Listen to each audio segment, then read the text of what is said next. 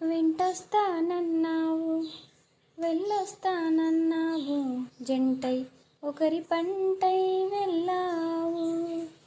కరుణిస్తానన్నావు వరమిస్తానన్నావు, బరువై మెడకూరివైపోయావు. దేవతలోనూ ద్రోహం ఉందని తెలిపావు, దీపం కూడా దహిస్తుందని తేల్చావు. ఎవరిని నమ్మాలి నన్ను తప్ప, ఎవరిని నిందించాలి నిన్ను తప్ప.